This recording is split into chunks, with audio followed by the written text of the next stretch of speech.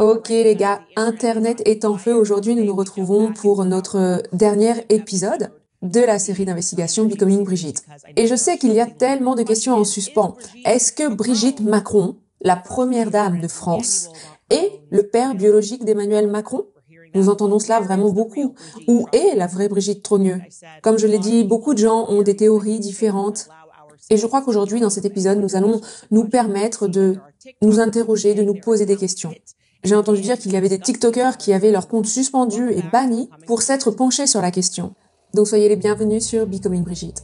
Je crois qu'il est sage de dire que mon interview avec Xavier Poussard a littéralement fait fondre Internet. En tout cas, elle a carrément fait fondre mon site internet, CandaceOwens.com, parce qu'il y a beaucoup de gens qui ne s'étaient pas encore complètement intéressés à la série avant, mais après avoir vu la désormais célèbre montage photo des deux photos côte à côte, photo du jeune Jean-Michel prise à 18 ans alors qu'il était en école d'ingénieur, à côté de l'actuelle première dame de France, Brigitte Macron, et ils ont été légèrement secoués en comprenant que quelque chose probablement n'allait pas. Ok, on peut avoir une ressemblance vraiment très prononcée, presque ressembler à des jumeaux avec son frère qui est censé avoir, comme vous le savez, 7 ans de différence d'âge. Mais dans ce cas ici, il ne semble pas que ce soit ce dont il s'agit. Les preuves photographiques sont devenues instantanément, je le pense en tout cas, indéniables pour beaucoup de gens. Et donc on a beaucoup de gens maintenant qui font un petit peu marche arrière sur la série et qui se plongent dans la série et qui reprennent les épisodes depuis le début. Et d'ailleurs, c'est ce que je recommande. Ne regardez pas l'interview et puis ce dernier épisode, mais plutôt reprenez la série depuis le début. Parce que nous avons couvert tellement de sujets différents et vous ne pouvez seulement comprendre et cartographier les différentes identités en jeu dans cette affaire qu'en essayant de comprendre les personnages secondaires de cette histoire. Et c'est pour ça qu'on a pris notre temps pour faire cette série, parce qu'il est important que vous puissiez comprendre, mais qui sont les gens autour de ces personnes? Quel est leur réseau? Quelle puissance cela prendrait-il si vous vouliez créer des identités ou détruire des identités? Et nous y sommes arrivés. Nous y sommes enfin arrivés. Donc avant toute chose, faisons une petite marche arrière. Jetons à nouveau un coup d'œil à l'arbre généalogique d'Emmanuel Macron.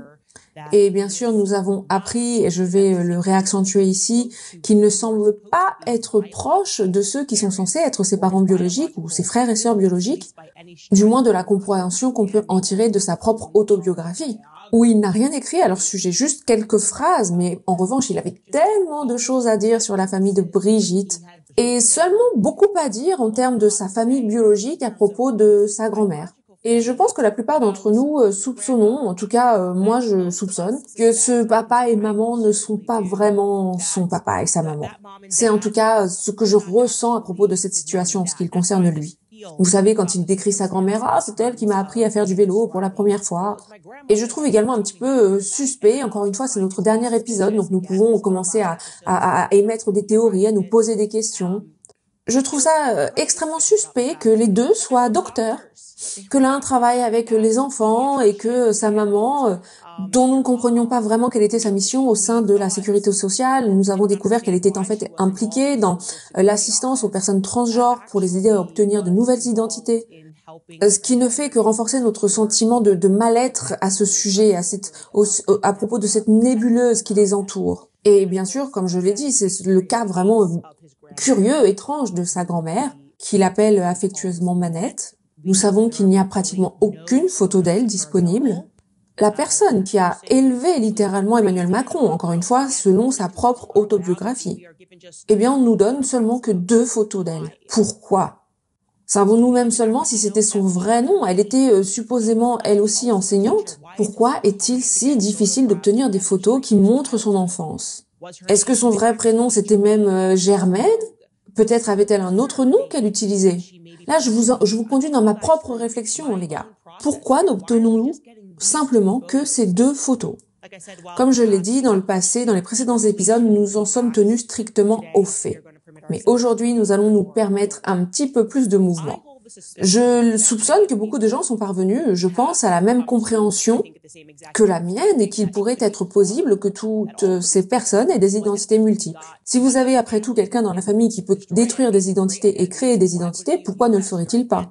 Pourquoi ne pas utiliser cela à son avantage? Et je crois qu'il est aussi important de se projeter dans l'époque, parce que c'était un monde différent à ce temps-là.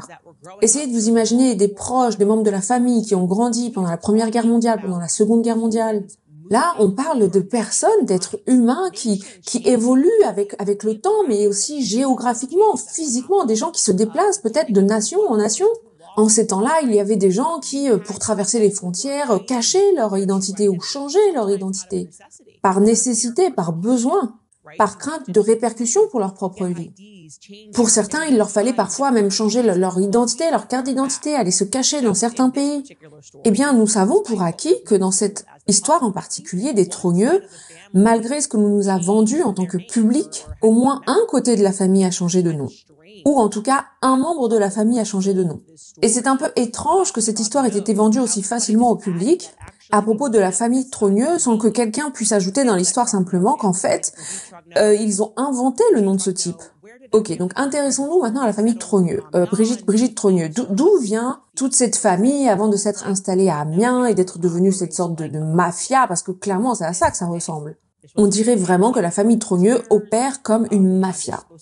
À ce jour, ils sont censés être une famille de chocolatiers, ils sont censés avoir cette gentille petite histoire, de background de leur histoire. Et ça, c'est en fait la publication la plus récente qui traite de leur histoire de famille que j'ai pu trouver dans un journal local d'Amiens. Cela a été publié en 1990, je pense que c'était peut-être 91, et c'était supposé annoncer la naissance d'un nouveau membre de la famille Trogneux. Et cet article, peut-être de 93, je ne suis pas sûre. En tout cas, cet article vous montre la lignée des pères de cette chocolaterie. Donc au début, vous avez un Jean-Baptiste en 1852, c'est lui qui dirigeait la boutique. Puis ensuite, vous avez Jean, puis vous avez Jean, puis vous avez Jean-Claude, puis vous avez Jean-Alexandre. Et la raison pour laquelle je vous montre cela, c'est parce que je voulais que vous compreniez que tous les hommes de la famille Trogneux ont le même premier prénom, Jean Trogneux. C'est significatif aussi parce que ça complique les choses, d'accord? Parce que s'ils disent par exemple que Jean Trogneux est vivant, il est bel et bien vivant, eh ben ça vous donne pas grande information. Parce que vous vous dites, est-ce que c'est le cousin Jean, est-ce que c'est l'oncle, le neveu, de quel homme de la famille Trogneux s'agit-il quand il parle de Jean Trogneux? Et pour être clair, la plupart d'entre eux ont plus d'un deuxième prénom. Ok, donc revenons premièrement à cette publication. Si on peut récupérer cela, ce premier Jean Trogneux, Jean-Baptiste Trogneux, ça c'était un mensonge, parce que son nom c'était pas vraiment Jean-Baptiste. Le premier Jean qui s'est installé à Amiens et qui a ouvert ce magasin de chocolat, son vrai prénom était en fait Marc-Étienne Xavier Trogneux.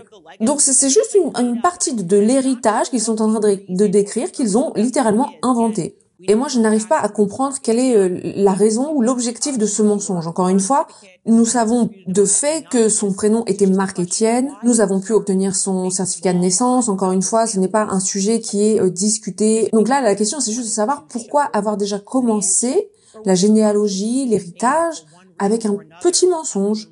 Était-ce par rapport à la façon dont vous vouliez montrer la lignée Trogneux, ou une raison ou une autre pour laquelle vous avez choisi de dire ce mensonge au public pour expliquer l'héritage de la famille Trogneux? Est-ce que pour volontairement rendre l'histoire plus complexe, vous vous êtes dit de toute façon, voilà, c'est simple, on va appeler tout le monde dans la famille Jean? Pour quelle raison? Quelle serait la raison qui vous aurait poussé à faire cette décision? Et même, pour être clair, les femmes de la famille ont aussi des deuxièmes prénoms masculins. Donc on va réafficher cette photo de famille. Vous savez maintenant la photo de famille tristement célèbre, celle où on nous dit que c'est Brigitte sur les genoux de sa maman, qui ne ressemble en rien du tout à Brigitte. Mais bon, on va faire comme si sur la photo. Cette photo, souvenez-vous, qui a été introduite au public par Mimi Marchand, cette femme à qui on ne fait pas du tout confiance. Et on peut voir que le deuxième prénom de Brigitte, en fait le prénom entier de Brigitte, c'est Brigitte Marie Claude Trogneux. Ce qui est assez intéressant parce que comme vous pouvez le voir, son papa n'a pas le prénom Claude dans son prénom. Mais on lui donne le nom de Claude pour une raison qui m'échappe dans son prénom. Son père c'est Jean-Georges Trogneux. Et ils ont un fils, comme vous pouvez le voir juste au-dessus, qui a également le prénom Marie dans son prénom et son nom c'est Jean-Claude Marie Joseph Trogneux. Ça fait beaucoup de noms, hein. En général on voit pas autant de prénoms à l'exception des familles aristocrates. Dans l'aristocratie, où vous verrez 20 noms qui remontent pour montrer toute leur lignée. Jean, Claude, Marie, Joseph, Brigitte, Claude, Marie, Trogneux. Et puis, bien sûr, après, on a notre gars, hein, Jean-Michel, Henri, Trogneux. Ensuite, juste pour rajouter encore plus de confusion, les gens dans la famille Trogneux semblent épouser des personnes qui ont les mêmes prénoms que leurs frères et sœurs. Donc bon, c'est peut-être pas hyper pertinent pour vous de prendre ça en considération, mais est-ce qu'on peut remettre la photo, s'il vous plaît, parce que je veux juste continuer à la parcourir un petit peu. Vous voyez Monique Trogneux, là, sur la droite. Elle a épousé quelqu'un qui a le même prénom que son frère. Elle a épousé quelqu'un dont le nom est Jean-Claude. Et puis Jean-Claude, qui est juste au-dessus, lui, il a épousé quelqu'un du même nom que sa petite sœur, à savoir Brigitte. Il a épousé quelqu'un qui s'appelle Brigitte. Une Brigitte qui est donc par la suite, suite au mariage, devenue Brigitte Trogneux. C'est tellement pratique et tellement déroutant. Et c'est pourquoi vous pouvez en quelque sorte vraiment aller creuser un petit peu là derrière. Et cela vous fera peut-être vous demander, tout comme moi je me suis demandé, si cette confusion est intentionnelle de leur part ou pas. Parce que si vous avez tous ces prénoms et que tout le monde a à peu près le même prénom et que ça se mélange, moi, mon cerveau me dit que ça vous rend très facile de pouvoir, vous déplacer à travers la famille et puis de partager les différentes identités. Par exemple, vous voulez obtenir une identité qui dit que vous êtes Claude Joseph, vous dites, oui, moi, dans mon prénom, il y a bien Claude Joseph. Encore une fois, je spécule ici, mais pour être clair, cette image-là, d'une façon générale, c'est pas une image avec laquelle je suis particulièrement à l'aise. Parce que comme je l'ai déjà mentionné, nous ne faisons pas confiance à Best Image. Nous ne faisons pas confiance à Mimi Marchand. Et la première fois que cette image a été présentée au public, elle a été donnée au public en étant donnée au producteur de documentaire qui a dit, souvenez-vous qu'elle avait l'impression de passer un interrogatoire avec la police. Virginia Linhart, vous vous souvenez d'elle, qui a dit qu'elle avait l'impression, souvenez-vous que quand elle essayait de faire ce documentaire, elle a dit qu'elle n'avait jamais été interrogée d'une telle façon, qu'elle n'était pas autorisée à parler à certaines personnes, qu'on lui avait donné vraiment que très peu de photos, et que toutes les photos devaient être obtenues ou validées par Mimi Marchand. Donc c'est elle qui a donné toutes ces photos, c'est Mimi Marchand qui a donné toutes ces photos. Et l'histoire, dans les grandes lignes de Mimi Marchand, c'est d'être accusée de faux et d'extorsion. Donc moi je commence à me poser la question, c'est quoi la spécialité de Best Image finalement? Qu'est-ce qui justifie que ce soit eux qui aient eu toute l'exclusivité sur les photos du passé de Brigitte et qu'il n'en ait partagé que quelques-unes? Est-ce que peut-être ils sont spécialisés dans Photoshop? Parce qu'il y a quelque chose, il y a plusieurs choses en fait qui me frappent, qui me marquent, qui me sautent aux yeux. Comme plusieurs personnes d'ailleurs l'ont souligné sur internet. Vous voyez cette fille sur l'extrême droite, la Monique Trogneux, regardez ses mains. Ça a l'air bizarre. Qu'est-ce qui se passe avec sa main? On dirait qu'il y a beaucoup trop de doigts. On dirait qu'elle a genre 6 doigts, dont 3 d'entre eux sont complètement qui bougent pas, quoi. Je sais pas, peut-être qu'elle faisait un signe à des gangsters, peut-être que Monique faisait partie d'un gang, je sais pas, peut-être, mais ça me semble quand même très bizarre. Et il y a un truc que je sais à propos de Photoshop, c'est que les gens disent toujours qu'il est incroyablement difficile de photoshopper les mains. C'est généralement à cause de ce détail que les gens se font prendre en train de photoshopper. Quand vous voyez tous ces scandales qui éclatent, vous savez, nous savions que Kim Kardashian avait photoshopé sa photo à cause de ses mains. Il lui manque un doigt sur sa main. Donc moi, j'en sais rien, j'ai pas d'explication. Encore une fois, je ne travaille pas dans cet espace, professionnel. Mais une chose est sûre, c'est que c'est incroyablement difficile de photoshopper les mains et les doigts. Et puis il y a le visage de Monique d'une façon générale. Dès que je l'ai vue, après avoir parcouru une si grande partie de l'histoire de Brigitte, j'ai réalisé, et nous pouvons remontrer cette photo, s'il vous plaît, de Monique. J'avais l'impression que Monique me paraissait familière. J'avais l'impression d'avoir déjà vu ce visage quelque part. L'histoire nous raconte que c'est donc une grande sœur, mais pour être honnête, moi je trouve qu'elle ressemble beaucoup à cette photo. Moi, je trouve que ces deux photos sont très très similaires et pourtant il s'agit de deux personnes différentes. Et peut-être vous vous dites comme moi, mais attends, c'est pas possible que ce soit deux personnes différentes là sur les photos. Et si vous vous demandez qui est la personne sur la photo de gauche, eh bien apparemment ce serait Brigitte Macron. Ils ont déterré cette photo sur France 3, ils sont tombés sur une vieille photo qui serait datée de 1989. Donc Brigitte Ozière, c'est une photo de Brigitte au moment où elle a commencé à enseigner. Et je trouve juste que ce visage est extrêmement familier, mais bon, vous savez, les frères et les sœurs, les frères, ils se ressemblent, c'est pas grave. En fait, tu peux ressembler exactement à ta sœur, c'est possible, hein. Donc moi je me suis dit, ok, essayons de voir les photos actuelles de Monique, voir à quoi elle ressemble. Peut-être qu'elles sont toutes les deux sosies en fait. Elles sont toutes les deux vivantes aujourd'hui, donc ça ne devrait pas être vraiment difficile de trouver des photos de Monique. Et en fait, si, c'était très difficile de trouver des photos de Monique malgré son mariage avec un milliardaire ayant réussi dans l'automobile à Amiens. Et donc voilà, Monique Trogneux épouse ce gars. Bon, encore une fois, c'est pas important pour vous de vous souvenir de ça. Qui s'appelle donc Jean-Claude. et qui possède une grande entreprise automobile, une super grande entreprise automobile en France. Le gars est super riche. Mais bon, elle a juste jamais pris photo de toute sa vie entière, à part cette photo. Pas de photo de mariage, rien. Et Xavier Poussard m'avait prévenu, parce que moi, je lui ai envoyé des SMS, je lui ai envoyé des textos, je lui disais, mais comment c'est possible? Je veux dire, allez, comment? C'est pas possible, cette histoire. Je veux dire, c'est pas possible. Comment tu peux épouser un milliardaire, épouser quelqu'un qui vit... Et puis, tout simplement, pas de photo. Non, il y a pas de photo. Je veux dire, genre juste une photo de son mari. Alors ok, je comprends la vie privée, la sphère privée, mais juste une photo, quoi. Et Xavier m'avait prévenu, il m'a dit ne commence pas à essayer de creuser dans ces trous de lapin là, parce que à un moment donné, plus rien ne fait sens. Dès que tu vas commencer à vraiment t'intéresser à l'histoire et à regarder l'histoire, tu vas réaliser que rien de tout cela n'a du sens. Et c'est exactement ce qu'ils veulent. Ils veulent vous rendre fou pour confirmer que ce qui devrait être des choses très basiques de la vie, eh bien, pour une raison quelconque, ça devient impossible de le faire, impossible. Et malgré le rang social, voilà, les noms importants impliqués dans cette famille, leur proximité avec le pouvoir, eh bien, il est pratiquement impossible de confirmer quoi que ce soit. Donc moi, je voulais juste avancer, donc j'ai mis ce sujet de côté. Mais il y a vraiment quelque chose qui, selon moi, est très bizarre, qui fait aucun sens. Et j'aimerais inviter le public à se lancer dans ce mystère. Ok, donc beaucoup d'entre vous soupçonnez que ces familles pourraient être liées. Pensant peut-être que les Hozières, les Trogneux et les Macron seraient en fait tous de la même famille. Serait-il possible, certains d'entre vous ont demandé, que Brigitte Macron soit en réalité le père d'Emmanuel Macron? Alors pour être très clair, moi je n'avais jamais fait cette affirmation parce que je voulais garder cette série d'investigations extrêmement factuelles et m'éloigner autant que possible de mon instinct et être comme Xavier et ne m'en tenir qu'aux documents et aux choses que nous étions en mesure de confirmer. Mais il y a de toute évidence beaucoup de choses qui se passent ici, beaucoup de preuves qui suggèrent et qui pointent vers la conclusion que le secret serait en réalité bien plus grand que le simple fait d'avoir une femme transgenre. Je veux dire, essayez de faire un flashback et de vous souvenir ce que nous avons partagé ici, comme par exemple le moment où le président Emmanuel Macron a regardé sa femme pour obtenir des réponses basiques à propos du contexte biologique, de sa famille. Vous vous souvenez de cette scène dont on vous a parlé, qu'il parlait à un politicien et que le politicien lui a demandé elle habite où ta sœur? Je sais qu'elle est pas très loin, mais elle habite où? Et que Emmanuel se fige d'un coup et regarde Brigitte. Pourquoi tu ne sais pas où habite ta sœur? Qu'est-ce qui se passe, Emmanuel? Comment se fait-il que nous ayons ce sentiment qui naît quand on vous regarde, de se dire que peut-être, je sais pas, peut-être que Brigitte serait autre chose ou plus que ta femme? Pourquoi est-ce qu'on a cette impression un petit peu comme si Brigitte lui tenait la main? Pourquoi a-t-on cette impression que tu as toujours eu la main tenue par des gens qui étaient plus puissants que toi?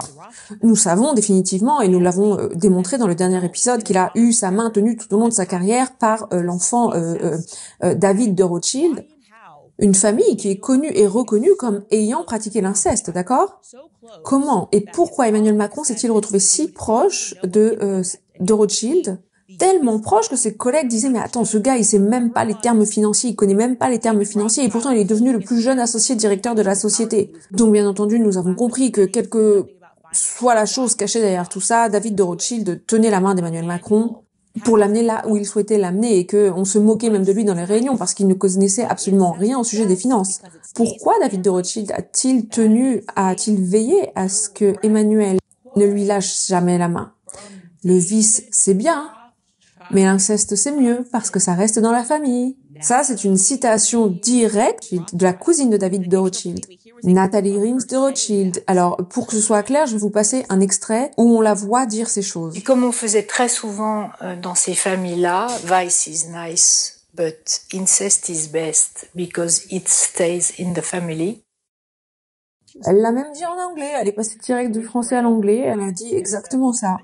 Ça se passe comme ça dans la famille. Le vice, c'est sympa, mais l'inceste, c'est meilleur.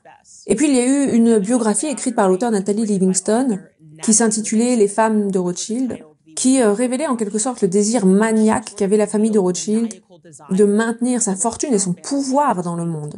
Un désir qui était tellement maniaque que ils ont pratiqué l'inceste familial. C'est tout simplement indéniable. C'est un fait. Et soi-disant, il n'aurait fait cela seulement que jusqu'au moment où ce n'était plus socialement acceptable, donc à peu près jusqu'à la fin du 19e siècle. Donc juste avant d'entrer dans cette histoire de la famille Trogneux, ce qui est tout simplement incroyable. Ils ont dit non, là on s'arrête, on fait plus ça, hein. Et ce qui est intéressant dans ce livre, c'est que Nathalie documente le fait que la raison pour laquelle il faisait ces choses, c'est que c'était la volonté du maire de Rothschild, qui s'appelait Amschel Rothschild, le maire Amschel Rothschild, et elle dit, donc je cite, « Tout remonte à cette volonté », dans laquelle le maire Amschel Rothschild a dit qu'il n'y avait rien de plus important que la famille, et cela sous-entendait à n'importe quel prix. Il s'agissait de préserver l'unité de la banque et l'intégrité du nom. Il n'y a aucune question sur le fait que l'endogamie ait été largement répandue. Par exemple, il y a un large nombre de problèmes mentaux dans cette famille. Et je ne peux pas croire qu'il n'y ait pas de corrélation entre les matchs potentiels d'endogamie et les problèmes de santé mentale. Elle décrit ensuite la façon dont cette mentalité était tellement forte dans la famille que n'importe quelle femme qui sortait de cette tradition, on va dire, de la famille et qui épousait quelqu'un qui n'était pas de la famille était maudite, littéralement maudite, parce que elle n'avait pas épousé son cousin, son oncle, son frère.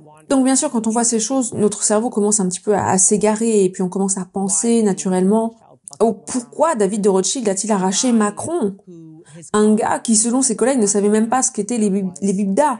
Et pourtant, David de Rothschild a décidé de faire de lui le plus jeune directeur associé de la société dans l'histoire de la banque. Le but d'une banque, c'est de faire du profit. Si tu as un Rothschild, tu veux forcément faire du profit. Et bien sûr, si tu veux t'assurer d'une façon d'une façon maniaque que ton pouvoir ne se perde pas dans le monde, la dernière chose que tu vas faire, c'est embaucher un gars qui vraisemblablement n'y connaît rien à rien et essayer de lui faire gravir les échelons. En faisant cela, vous ne feriez que sortir de cet objectif évident de vouloir faire de l'argent, sauf s'il y avait quelque chose de plus important que l'argent pour toi. Et ce serait le pouvoir. Et vous ne le feriez que si le népotisme persistait. À mon avis, en tout cas. C'est genre, je te fais gravir les échelons parce que tu es lié à moi. Et ce qui compte le plus pour moi, c'est que cette banque et quoi que ce soit qu'il lui donnait à faire était maintenu dans la famille. Donc vous donnez un job à quelqu'un pas parce qu'il est qualifié pour le travail, mais parce qu'il fait partie de la famille. Comment et pourquoi David de Rothschild est-il devenu si proche de la famille Macron, des docteurs et de la famille Trogneux, des chocolatiers? Comment? Eh bien, je peux vous dire, et encore une fois, on reste purement spéculatif, mon imagination m'amène à me dire que voilà, s'il y avait une relation familiale dans cette histoire, le fait que ce soit peut-être son père, ce serait trop évident. Alors peut-être qu'on se dit, peut-être qu'un oncle, voilà, ça passerait. Tu vois, un oncle qui agresserait un enfant, bon, voilà, c'est ce que mon cerveau, c'est le cheminement que fait instantanément mon cerveau. Et en fait, les gars, vous allez pas me croire, mais ce modèle, cette façon de faire, d'avoir des noms similaires dans chaque famille, et d'avoir les membres de la famille qui s'appellent pareil, eh bien ça s'étend également à la famille Macron. Rappelez-vous qu'il n'y a pas de photo connue à ce jour d'Emmanuel Macron avec ses parents pendant qu'il grandit. Ce qui est fou. Nous savons que son père, en tout cas la personne qui nous dit être son père, son nom, bien sûr, est Jean-Michel Macron. Mais il y a un autre Jean-Michel que nous n'avons pas encore mentionné. Et c'est peut-être le plus important.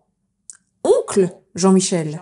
Donc, rajoutons-le à l'arbre généalogique d'Emmanuel pour que vous puissiez avoir un visuel ici, ok? Donc, son père est Jean-Michel, sa mère est Françoise Noguès. Eh bien, Françoise a un frère, ou plutôt avait un frère, parce que comme vous pouvez le voir, il est décédé en 2006. Son prénom, c'était Jean-Michel. Ok, bon, forcément, ça a attiré mon intérêt, quoi. Encore une fois, je vais essayer d'aller creuser dans le terrier, parce que moi, je veux juste essayer de comprendre qui est qui, ils ont tous les mêmes prénoms. Donc, il est le frère du docteur Françoise. Vous savez, celle qui aide les personnes transgenres à obtenir des nouvelles cartes d'identité, ok? Super. Elle qui avait également souligné que Brigitte n'était pas sa belle-fille. Hein? Mais qu'est-ce qu'elle est pour toi, alors? Ok, continuons à creuser, dans le terrier. Ce qui est intéressant de noter, c'est qu'Emmanuel Macron n'a pas suivi les cours normaux du catholicisme. Il n'a pas été baptisé quand il était enfant. En fait, ses enfants ne sont pas vraiment religieux. Il a fait le choix lui-même d'être baptisé à l'âge de 12 ans, alors qu'il était à l'école La Providence. Donc juste 2 ans avant de rencontrer l'amour de sa vie, incroyable, hein. Juste avant de rencontrer l'amour de sa vie, il a décidé de prendre cette décision. il a pris la décision de passer par le baptême, et c'est une chose bizarre, enfin non, pas bizarre, c'est une chose remarquable. C'est une chose remarquable pour un enfant de 12 ans à faire sans aucune surveillance parentale. Et ce qui est intéressant et que nous n'avons pas encore mentionné avant, c'est qu'il a choisi son oncle, Jean-Michel, pour être son parrain. Et le baptême, vous savez, c'est pas censé être juste un acte de vanité. Je sais qu'aujourd'hui ils le sont devenus. Je vais choisir un parrain, voilà, une marraine. Et puis en fait, bon, j'ai aucune foi en Dieu, aucune foi en la religion, mais bon, je pense juste que ce serait cool, quoi. C'est un peu l'interprétation moderne du baptême aujourd'hui, quoi. Mais ça a en réalité une signification spirituelle importante. Cette personne est censée être sélectionnée pour être la personne qui vous guidera spirituellement tout au long du reste de votre vie si quelque chose arrivait à vos parents. C'est une personne à laquelle vos parents feraient confiance pour vous guider spirituellement pour le reste de votre vie. Et Emmanuel Macron a choisi Jean-Michel Noguès, son oncle. Ok, donc je vais vous lire un passage directement du livre de Xavier Poussard. Et il a écrit, je cite, « Un personnage en particulier a retenu mon attention. C'est l'oncle maternel d'Emmanuel Macron, Jean-Michel Noguès. Il était important. Emmanuel Macron l'a choisi comme son parrain quand il a décidé de se faire baptiser. Le rôle de la marraine, de toute évidence, est tombé entre les mains de Manette. Il est né le 25 décembre 1940 à Nevers et est décédé le 6 octobre 2006 à Amiens. Michel Noguès n'était pas un simple médecin généraliste. Il était un membre éminent du conseil d'administration de la faculté de médecine d'Amiens, comme l'indique sa nécrologie publiée par ses collègues dans le Courrier Picard. Il était également le président de Domus Medica, une société civile immobilière, rassemblant de nombreuses organisations professionnelles de santé locales. Donc c'est un homme important, c'était quelqu'un d'important cet oncle Jean-Michel. Il a dû certainement être photographié quelque part. Peut-être une photo de lui et d'Emmanuel le jour du baptême. Peut-être à la Providence, je sais pas. Peut-être le jour du mariage d'Emmanuel Macron. Alors je sais pas, peut-être qu'on peut trouver une photo du gars dans le cercle médical. Et vous n'allez pas y croire, les gars. Enfin si, bien sûr que vous allez y croire. Bon, alors tout d'abord, soulignons au passage qu'il est décédé en 2006, l'année juste avant qu'Emmanuel Macron ne se marie avec l'amour de toute sa vie, Brigitte. Et en ce qui concerne les photos, bien sûr, Xavier Poussard a tenté de les obtenir. Il est même spécifiquement allé dans les archives de la faculté de médecine où Jean-Michel, l'oncle, a travaillé à Amiens et s'est bâti une réputation si remarquable. Et devinez quoi ? Pour une raison quelconque, ils ont refusé la demande. Donc nous n'avons pas de photo de lui. Il est mort en 2006 et nous n'avons aucune photo de lui de quand il était vivant.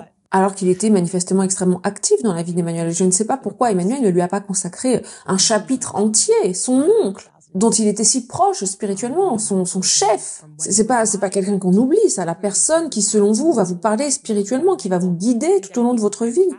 Vous qui fréquentez une école catholique, vous connaissez bien entendu la signification de ces choses. Alors pourquoi l'avoir choisi? Pourquoi l'avoir choisi? Ça ne veut rien dire, ça veut rien dire les gars, ça. Ça peut ne rien vouloir dire, ça peut vouloir tout dire, encore une fois. Tout cela démontre la nature incroyablement secrète, inutilement secrète qui entoure cette famille. Des gens qui existent sur le papier, hein, ce sont des vrais gens et qui n'existent pas en photo. Et puis ils finissent par disparaître. Bon. Et il faut s'imaginer que du coup ce Jean-Michel aurait vécu à Amiens en même temps que Jean-Michel Trogneux aurait vécu à Amiens tout au long de son mariage avec la femme qu'il a épousée.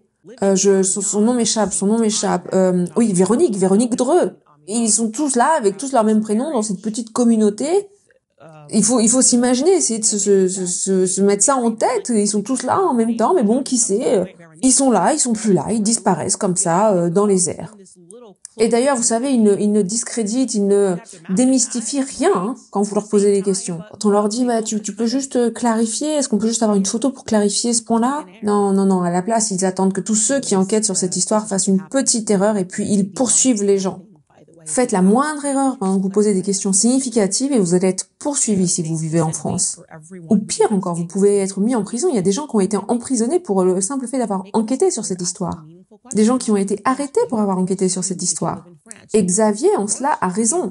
Tout cela, c'est juste pour rendre le monde fou. En essayant d'amener les gens à se perdre de terrier à creuser à terrier en creuser. Et d'ailleurs, en parlant de terrier à aller creuser, on devrait peut-être parler un peu plus du petit potelet, là, le petit gros, comme l'appelle Xavier. Vous savez, celui qui a récemment été présenté par les médias comme preuve que Jean-Michel Trogneux existe. Vous savez, je veux être vraiment très claire. Je n'ai aucun doute dans mon esprit qu'un Jean-Michel Trogneux existe. Aucun doute sur le fait qu'un Jean-Michel existe à Amiens. Il semble que c'est juste, de toute façon, le nom que tout le monde porte là-bas, Jean-Michel.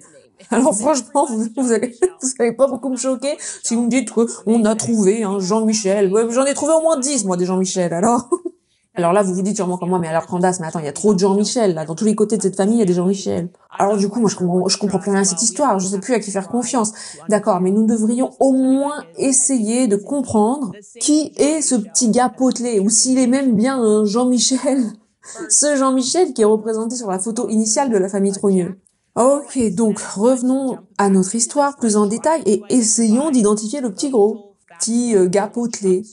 Il est important que je vous rappelle que le public dans cette histoire est vraiment manipulé, trompé, d'une façon si extrême que ça ferait même rougir Sigmund Freud, qui était vraiment le père de la tromperie, le père de l'abus mental sur les petits-enfants, mais bon bref, on en parlera un autre jour.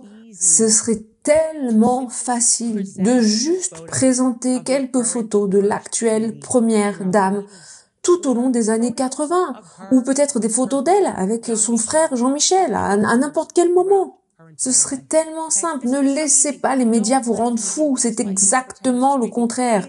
Ce sont eux qui sont fous en n'amenant pas cette histoire à une fin, en produisant des preuves simples et évidentes. Même s'ils arrivaient à trouver des photos de ces années où elle était très, active, photographiquement active d'elle en tant que jeune professeure et qu'on trouvait une photo où elle était avec Jean-Michel, une photo d'une réunion de famille, je dirais ok, cool, ok, ça passe, très bien.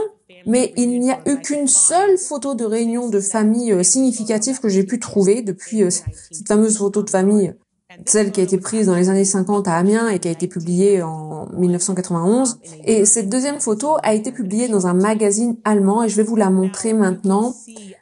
Vous pouvez voir, là, en bas à droite, nous avons Brigitte, donc Brigitte Osière. Et il manque sur cette photo, il manque Jean-Michel. Il n'y a pas de Jean-Michel sur cette photo. Et cette photo représentait prétendument toute la famille qui se réunissait pour célébrer le 50e anniversaire de mariage des parents, donc du père Jean-Georges Trogneux et de sa femme Simone. Alors pourquoi n'y a-t-il pas tous les frères et sœurs en vie sur cette photo? Il semble que ce soit un événement à pas manquer quand même, hein. C'est le genre d'événement où on pourrait facilement se dire que tous les frères et sœurs sont présents. Parce que qui manquerait le 50e anniversaire de mariage de ses parents? En 1991. Nous savons que Jean-Michel n'est jamais mort, sur le papier en tout cas, d'accord? Il n'est jamais mort sur le papier. Il est toujours vivant, selon Brigitte Macron. En revanche, ce qu'il fait, ce qu'il a fait, quelle est sa carrière, ça, personne ne le sait. Personne ne le sait. Il nous est dit dans un livre par un journaliste, une journaliste qui a trouvé ça très suspect que quand elle est partie pour enquêter sur cette affaire, on lui a répondu à Amiens que non, c'était un gars assez privé, qui n'avait jamais quitté Amiens, qui joue aux cartes, avec ses amis, et nous sommes juste censés croire ça, qu'il n'a jamais quitté Amiens après son divorce avec Véronique Dreux. Donc maintenant, il est juste comme étant un peu à la retraite, il joue aux cartes dans un café avec ses amis. Bon, ok. Mais concrètement, personne ne sait vraiment ce qu'il a fait. Alors les questions ont vraiment atteint leur paroxysme parmi le public français quand ils ont réalisé que pour une raison quelconque, ce frère-là avait en quelque sorte été exclu de l'histoire de Brigitte. Et puis voilà maintenant qu'on leur dit que lui et Brigitte étaient tellement proches que lors de son mariage, c'est elle qui a signé, vous savez, ce mariage très privé avec Véronique Dreux, c'est elle qui a signé comme témoin. Et aussi à son mariage à elle, c'est lui qui était son témoin. Alors les gens se disent, mais attends, qu'est-ce qui se passe là? Et donc tout d'un coup, les médias ont dû commencer à inventer des réponses. Et la réponse qu'ils ont fournie, c'était « Ah, mais c'est le petit gars potelé, là, sur l'image ». Comme j'en ai discuté avec Xavier Poussard, on nous dit que ce type est extraordinairement discret, il reste privé sur sa vie privée. Et donc là, c'est le petit Jean-Michel qui a tout grandi. Et donc je peux déjà tout de suite vous donner la réponse à la question que vous vous posez quant au logiciel, vous savez, d'analyse faciale validé par le World Economic Forum, qui dit non, ça c'est pas le Jean-Michel qu'on recherche. Le petit garçon, vous savez, sur la photo, je peux vous montrer le match ici. Le match, le taux de confiance est à 54%. Et Xavier m'a expliqué, juste pour être clair au niveau des lunettes, que le logiciel, la technologie du logiciel ne veut pas vraiment que vous utilisiez des personnes qui portent des lunettes ou des lunettes en général en fait. Soit l'une, soit l'autre photo, c'est pas idéal. Ils essaient de faire attention à ça parce que parfois ça apporte une certaine ombre sur le visage. Mais bon, vous pouvez quand même voir, là je vais vous le remontrer, on parle d'un taux de confiance d'un match de 54% sur le petit potelet. Mais de toute façon, j'ai envie de vous dire, ce serait quand même plus facile plutôt que d'avoir à utiliser le logiciel, si tout simplement le palais de l'Élysée voulait bien sortir de son silence et dire « Oui, on confirme, c'est bien le Jean-Michel Trogneux, le même que celui que vous cherchez, le même que celui qui est sur la photo. » Cette photo de famille de 1953 à Amiens, c'est tellement facile à dire, mais c'est pas leur truc, c'est pas leur truc. La clarté, c'est pas leur truc, la facilité de preuve, c'est pas leur truc, sois tranquille, menace et fais un procès. Ça, c'est plutôt leur truc, ouais. Donc, au lieu de ça, juste pour être clair, dans la lettre initiale qu'ils m'ont envoyée, vous savez, cette fameuse lettre de 100 pages, où ils ont eu une opportunité vraiment pour me dire « Ne publie pas ta série parce qu'on vous dit que ce Jean-Michel que tu cherches, ce petit garçon-là, il est bien vivant. » Et ils auraient juste pu me fournir quelques photos de ces années disparues, les missing years, comme on dit. Mais non, ils n'ont pas saisi cette opportunité. À la place, ils ont décidé de m'envoyer des petites captures d'écran du petit gars potelé à l'investiture d'Emmanuel Macron. Non mais regardez, ça c'est ce qu'ils m'ont envoyé, c'est exactement le langage qu'ils ont utilisé dans la lettre. De plus, Jean-Michel est récemment apparu en public. Il a assisté à l'inauguration, à l'investiture de 2017 et de 2022 du président Emmanuel Macron. Pendant ton apparition du 12 juin 2024 sur l'émission de Piers Morgan Uncensored, tu as fait un pari avec Piers Morgan de $100 000 qu'il ne serait incapable de trouver une photo de Jean-Michel Trogneux, impliquant que cela réfuterait vos fausses affirmations. Ci-dessous sont des images accessibles au public de Jean-Michel Trogneux tirées de vidéos de l'investiture du président Macron en 2017 et en 2022. Vous verrez que Jean-Michel n'est pas seulement présent, mais qu'il est également présent aux côtés de Brigitte Macron. Il s'agit là de la preuve concluante que vous recherchiez pour réfuter vos affirmations. D'accord, ok, donc ça c'est super. Non, remettez la photo une seconde s'il vous plaît. C'est juste incroyable pour plein de raisons différentes. C'est incroyable que le palais de l'Élysée, plutôt que de nous donner un document, un passeport, voilà, avec les informations sensibles noircies, moi peut-être un permis de conduire ou quoi que ce soit, voilà, qui serait une forme de photo d'identité un petit peu officielle, quoi. Ou juste peut-être une photo de qui grandissaient ensemble, parce que c'est bien là le fond du problème. Non, il m'envoie des captures d'écran de l'inauguration avec un gars comme ça en arrière-plan. Et oui, ça y est, c'est tout démystifié. Jean-Michel existe, comme je l'ai dit. Il y a genre 27 Jean-Michel. Alors j'ai aucun doute sur le fait qu'un Jean-Michel Trogneux existe quelque part à Amiens. Il y en a probablement 20 même. Mais bien sûr, ils ont dû me prendre pour une imbécile, Sauf que moi, j'ai déjà compris leur petit jeu. Vous savez, les noms, et puis tout dépend de la façon dont vous allez leur formuler vos questions. Ça ne veut absolument rien dire de me dire qu'un Jean-Michel existe.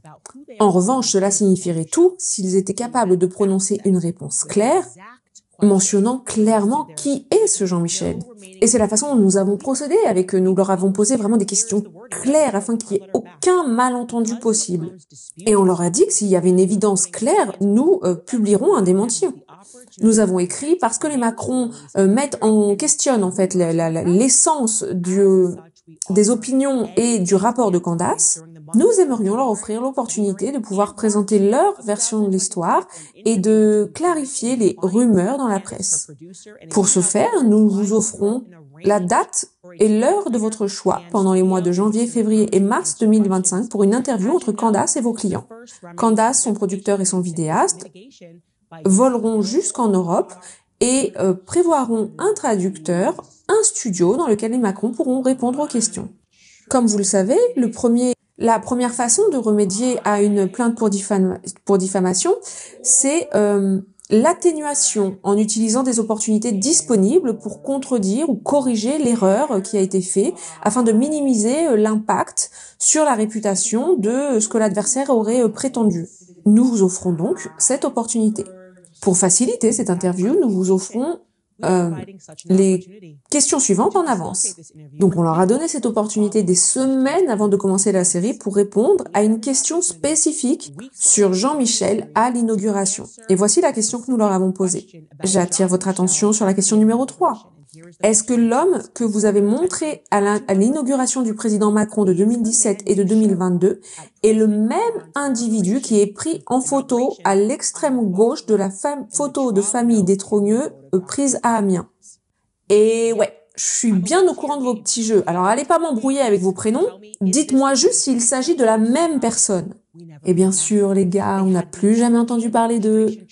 Ils ont eu suffisamment d'énergie et de frustration en eux pour écrire une lettre de 10 pieds de long, et puis de nous dire que c'était un mensonge, et nous leur avons donné une piste de 2 semaines, nous leur avons donné, voilà, un espace de 2 semaines pour dire, mais donnez-nous simplement un oui ou un non. Et je vous promets devant Dieu sur la vie de mes enfants, que s'ils avaient répondu et dit oui, c'est bien lui, c'est la même personne, alors je partagerai bien entendu cette information aujourd'hui, parce que moi je suis pas intéressée pour aller creuser à droite et à gauche comme ça pour rien, juste dans l'objectif éventuel de faire tourner un petit peu la machine de la théorie du complot. Non, il y a quelque chose vraiment qui va pas avec cette famille. Et peut-être même que le plus gros problème avec cette famille finalement c'est leur refus catégorique de répondre à des questions de base, tout en prétendant qu'ils sont victimes de ces mêmes questions. C'est purement et simplement de la mauvaise foi en action. C'est de la mauvaise foi. Donc, n'ayant reçu aucune réponse de leur part, et puis eux devenant tout d'un coup extrêmement silencieux à propos de ces questions extrêmement basiques qui nécessitaient juste un oui ou un non, nous avons donc finalement essayé par nous-mêmes d'essayer d'identifier ce gars.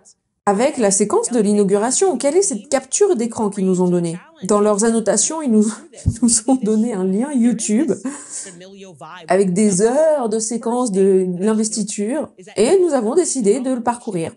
Ok, l'équipe juridique du Palais de l'Élysée, on va relever le défi et on va regarder tout cela.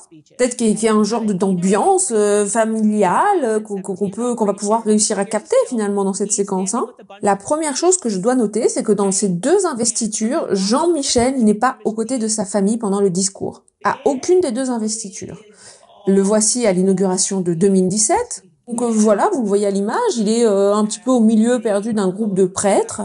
Et quand vous regardez la séquence, vous voyez que la famille marche en même temps, tous ensemble, alors que voilà, ils descendent et puis qu'ils disent bonjour aux gens. On voit même Laurence, qui est la prétendue fille de Brigitte, voilà, qui lui parle brièvement. Et voilà, alors qu'il descend, qu'il salue les gens, hop, vite fait, 2 petits bisous sur la joue, et puis bye.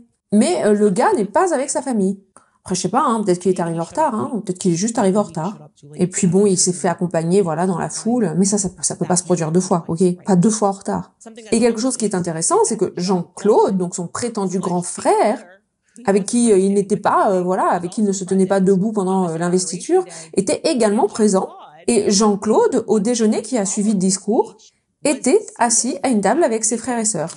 Jean-Claude était assis avec Brigitte. Voici une photo où on les voit se déjeuner. Mais il n'y a pas de Jean-Michel. Pas la personne, en tout cas, qu'ils prétendent dire être c'est Jean-Michel. Il n'était pas assis avec ses frères et sœurs. Et donc, c'est écrit dans la légende en français. Et ça a été publié en 2023. Assez intéressant d'ailleurs dans Paris Match. Et donc, ils ont fait allusion à la famille Trogneux.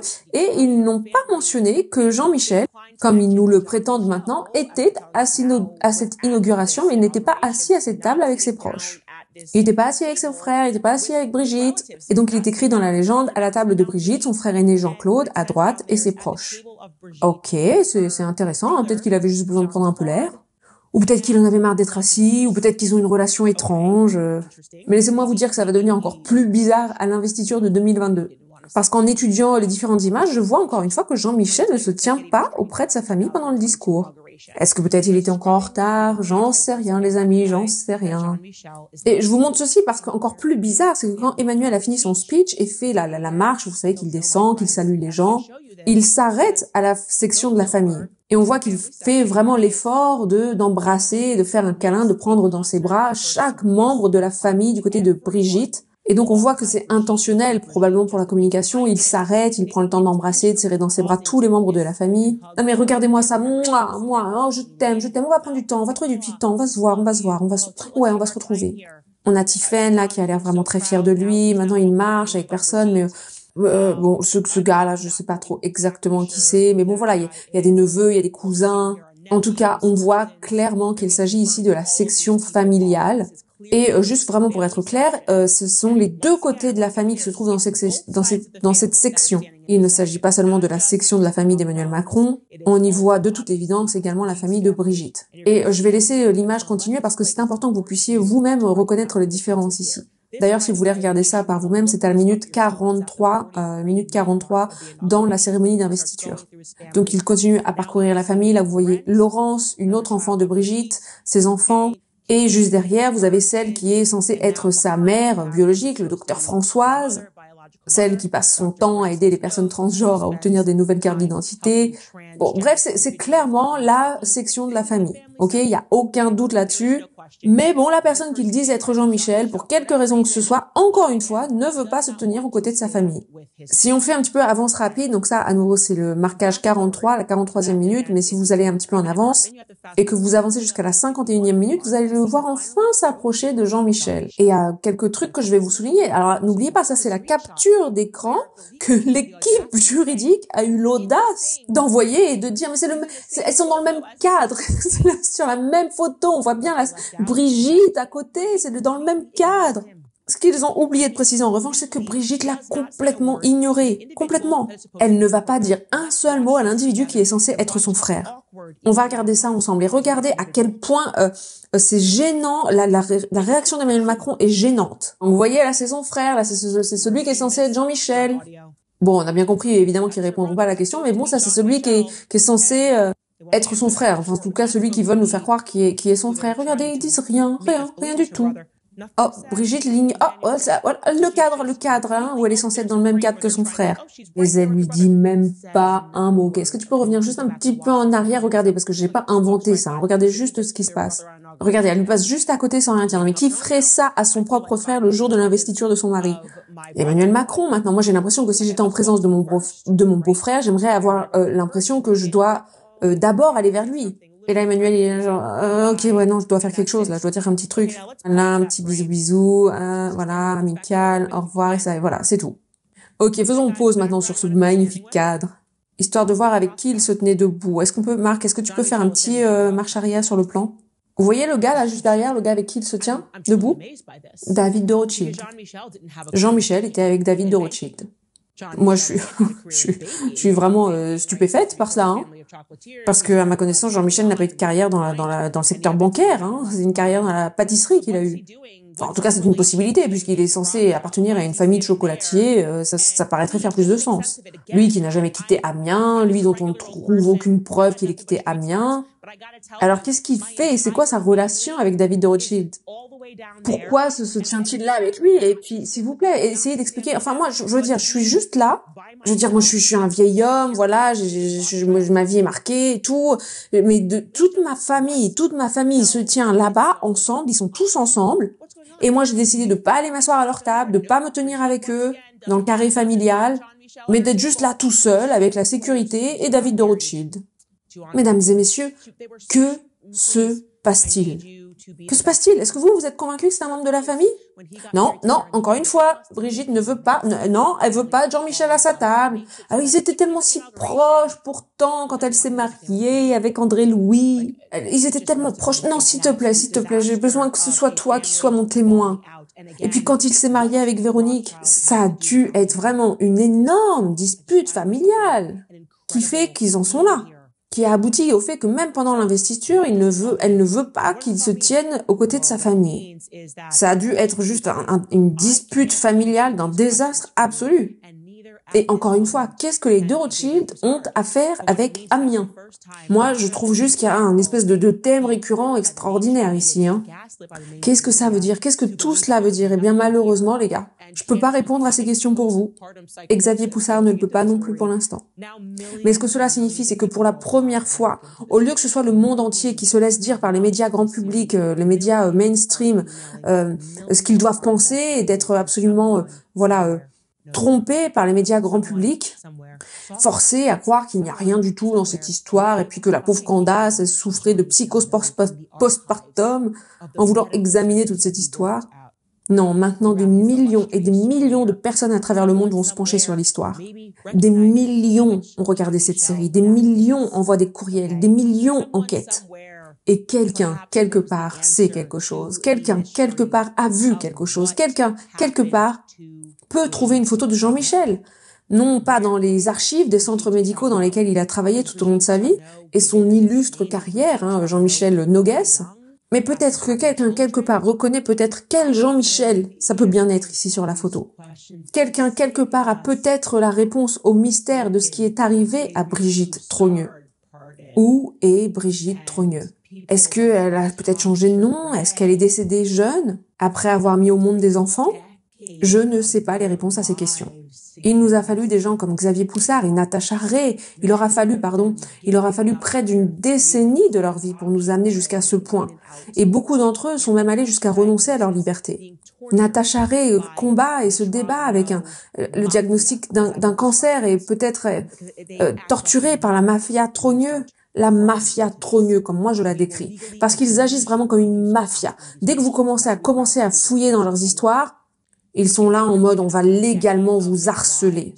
Si vous commencez à poser des questions, nous ce qu'on préfère faire plutôt que de répondre à la question, c'est vous enterrer sous le poids des démarches juridiques. Elle a consacré plus d'une décennie de sa vie à faire des recherches. Et maintenant nous avons tous les outils en main pour pouvoir ouvrir cette histoire.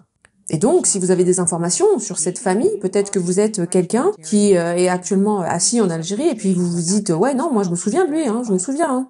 Ce qui est en train de se passer en Algérie actuellement, peut-être que vous êtes allé à l'école avec Jean-Michel Trogneux. Et puis peut-être aussi que vous êtes dans l'armée française et que vous vous apercevez qu'il y a quelque chose d'étrange avec l'accès au dossier parce que il y a un dossier militaire. Un dossier militaire, il existe à propos de Jean-Michel Trogneux, mais il est verrouillé. Un dossier qui est pourtant censé être mis à la disposition ouverte du public, mais qu'ils refusent de rendre disponible, et ils ne veulent tout simplement pas nous expliquer pourquoi. À la place, ils veulent juste nous tromper complètement en disant mais non, il est très très privé, il est très pudique sur sa vie privée, il fait très attention. Oui d'accord, bon il va à l'inauguration, mais il est tellement discret qu'il veut même pas être avec sa famille ou s'impliquer de quelque façon que ce soit avec eux. Non, il préfère rester avec David de Rothschild. Aidez-moi les gars, aidez-moi. Si vous avez des informations, envoyez-les à info@candace.com. Pardon, info@candaceowens.com. C'est mon instinct. Oui, tout à fait. Je suis d'accord avec ceux d'entre vous qui sont en train de commenter, qui commentent en ce moment et qui disent que nous sommes potentiellement en train de regarder à une histoire d'inceste. Moi, c'est mon instinct. Je pense que ça doit être un secret si grand que ça explique leur façon de réagir. Parce que ce type de violence, dans la façon dont ils traitent les journalistes notamment, c'est vraiment une violence émotionnelle de faire ce genre de choses. Et ils le font comme s'ils savaient que le vice c'est bien, mais l'inceste c'est bien meilleur, et que les choses doivent rester en famille. Ok les gars, maintenant je vais voir certaines de vos questions qui arrivent en ce moment. J'espère que je suis bien équipée pour y répondre. Cette personne écrit, je viens juste d'avoir le livre Becoming Brigitte aujourd'hui, j'ai trop hâte de le lire. Et merci pour tout le travail que les gars vous faites. Franchement, cette série, c'est super. Franchement, je vais vous dire, cette série, ce podcast, c'est juste qu'une petite fraction du travail que Xavier Poussard a fait et a mis dans son livre. Où il est allé beaucoup plus loin que moi je l'ai fait aussi et ici et il m'a dit ok, si on veut que la série puisse avancer, puisse bouger, puisse aller plus en profondeur, faut faire quelque chose. Donc vous voyez aujourd'hui voilà, on a encore un petit peu allé plus loin. Je vous ai parlé de l'oncle. On n'était même pas encore arrivé à cette histoire de l'oncle. Et vraiment de voir le succès de ce livre, les gens qui demandent déjà à avoir les droits sur le livre pour les traduire dans différentes langues. Je reçois même des emails pour Xavier directement qui arrivent dans ma boîte email. Et je suis tellement ravie pour lui parce que comme je vous l'ai dit, sa famille, vous voyez quel sacrifice il a fait. Des journalistes comme ça, on n'en voit plus aujourd'hui. Des journalistes qui sont prêts à abandonner et à modifier fondamentalement leur vie pour la cause de la vérité et s'opposer au vrai pouvoir, aux abus systémiques. Nadia nous donne des tonnes d'emojis de vomi juste en parlant du sujet de l'inceste. Candace, nous sommes là avec toi. C'est incroyable d'entendre quelqu'un dire cela sur le devant de la scène et admettre librement. Ali nous dit Candace, les médias ont empoisonné mon esprit contre toi pendant si longtemps et je suis vraiment désolée parce que maintenant je suis ici et j'y reste parce que tu es l'une des personnes les plus élégantes et les plus inspirantes que j'ai jamais entendues. Merci. Merci d'avoir toujours dit la vérité. Tu es totalement pardonnée. Je sais qu'il y a tant de gens qui ont entendu des mensonges à mon sujet L'année dernière, notamment, lorsque j'ai commencé à enquêter sur cette histoire, il y a juste eu un turning point où tout a commencé à switcher, à changer. Ils ont commencé à essayer de dire aux gens que j'étais littéralement un Adolf Hitler moderne. C'est vraiment le scénario qu'ils ont essayé de vendre aux gens à mon sujet. Et il y a juste quelques semaines, juste avant que la série sorte, ils ont même essayé de convaincre le public ici aux États-Unis que c'était moi qui inspirais les fusillades dans les écoles. Et vraiment, c'était hallucinant de voir ce que les médias étaient capables de faire à quelqu'un quand la personne s'approche à ce point de la vérité. Et je pense que tous, à des niveaux différents, il faut vraiment nous remettre en question et commencer à questionner, à remettre en question notre relation avec les médias. Ma prise de conscience, Ali, s'est passée un petit peu plus tôt que la vôtre, mais j'ai eu aussi ce moment, j'ai cru tout ce que je lisais dans la presse, parce qu'on se dit qu'en fait, on serait fou, on serait dingue de penser que les médias puissent à ce point protéger tout ce qui est maléfique, tout ce qui est mal dans ce monde, et préféreraient attaquer ceux qui font le bien, ceux qui disent le bien. Et malheureusement, pourtant, c'est la situation dans laquelle on semble être aujourd'hui. Et c'est une belle chose de se réveiller et d'avoir surtout l'humilité d'admettre qu'on a eu tort. Et peu de gens ont ça. Vous savez, les gens disent « Ah, ça fait des années que je dis ça, donc je suis obligée de maintenir le cap maintenant. » Donc, bienvenue, je suis très heureuse de vous avoir ici. Il y a Wave qui écrit « Tu es super ». Merci les gars, vraiment pour les compliments. J'en avais besoin, j'étais tellement fatiguée aujourd'hui. Vous savez, quand on est enceinte, on a des jours avec, on a des jours sans. Et ce matin, c'était ce genre de matinée où je me disais « Non, j'ai pas la force de le faire, j'ai pas la force ». Et maintenant, grâce à vous, je me sens vraiment beaucoup mieux. Il y a Michel qui écrit « Alors, vendredi soir, qu'est-ce que tu vas sortir ? La fausse lune, MK, quel sujet tu vas aborder ?» Donc oui, j'ai annoncé que demain, donc ce soir, vendredi, j'annoncerai ma prochaine série. Et c'est vraiment énorme. Nous n'allons pas la commencer demain, mais je vais l'annoncer demain. Donc croyez-moi, vous voudrez pas manquer l'épisode de vendredi. Donc elle essaie de deviner, est-ce que c'est Epstein ? L'homme a-t-il marché vraiment sur la Lune ? JFK, l'acte de naissance d'Obama. J'aime trop vos suppositions, mais vous devrez attendre la révélation. Alison vient juste de faire un don pour soutenir ce programme, donc merci beaucoup.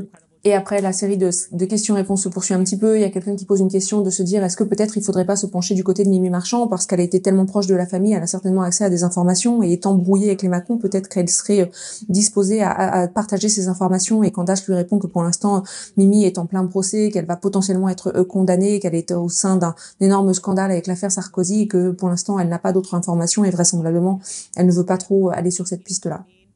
Il y a quelqu'un qui écrit, il y avait Macron qui était en live TikTok hier et la seule chose qu'on pouvait lire dans les commentaires en masse, c'était ton prénom, Candace. Fantastique, je suis trop contente déjà de découvrir ça. Il est actuellement dans une vraie crise, en plein milieu d'une crise de relations publiques et il essaie de toutes ses forces de s'en sortir, mais c'est maintenant trop tard. Le scandale est maintenant officiellement trop gros. Et à mon humble avis, Emmanuel Macron doit absolument démissionner de ses fonctions. Parce que, Emmanuel, vous avez menti à plusieurs reprises aux Français. Vous avez harcelé des journalistes, vous êtes un monstre. Et pas un monstre de votre propre fait, malheureusement, parce que vous avez été ciblé quand vous étiez petit. Et pour être honnête, une partie de moi se sent mal pour vous, a de la peine pour vous, mais vous êtes un dommage collatéral. Et ce que vous avez fait par la suite est absolument impardonnable. En tant que leader d'un pays, ce que vous faites est impardonnable. Et plus personne vous prend au sérieux maintenant. Et il va bientôt se rendre aux États-Unis, mais personne n'y croit. Quelle que soit l'ombre qui est derrière vous, laissez-la passer par-dessus vous et laissez-la avoir une conversation avec le président Trump parce que c'est vous, parce qu'on sait que c'est pas vous qui prenez les décisions, que vous n'avez été juste créé que pour la fonction. Vous n'êtes pas réel, vous n'avez aucune pensée de vous-même. Vous êtes vraiment le candidat marionnette. Et laissez-moi vous dire que vous n'avez absolument aucun pouvoir. Et d'ailleurs, c'est la raison pour laquelle je n'ai absolument pas eu peur de vous quand vous avez envoyé cette lettre. Parce que pour moi, vous êtes absolument personne. Ce que je ressens en revanche, c'est votre peur d'être vu, d'être pris en fait la main dans le sac. Et ce qui me terrifie, c'est ce que les gens ont écrit à propos de toi, à propos de vous, vos propres gens, les Français, qui vous ont décrit bien souvent, bien dans de nombreux articles de presse, comme étant un psychopathe. Les gens vous ont décrit comme étant presque psychopathe, comme ayant aimé faire du mal aux gens pendant toute la période Coco. Et je me demande à quel point ton enfance, votre enfance, Emmanuel, avec la personne avec qui vous êtes aujourd'hui marié, a eu un impact sur vous. Et donc ensuite, Candace finit avec une dernière question, et puis elle dit à quel point elle est bénie d'avoir pu croiser le chemin de Xavier Poussard. Elle est reconnaissante également d'avoir eu le courage de pouvoir regarder à cette situation et avoir littéralement été mutilée, caricaturée, blessée, traitée de folle par tous les médias. Et que cela ne l'ait finalement encouragé que davantage à s'impliquer dans la cause. Voilà les amis, dites-moi dans les commentaires ce que vous en avez pensé. N'oubliez bien sûr pas de liker cette vidéo et de vous abonner pour ne manquer aucune de mes prochaines publications. On se donne rendez-vous à la prochaine vidéo. D'ici là, portez-vous bien. Bye.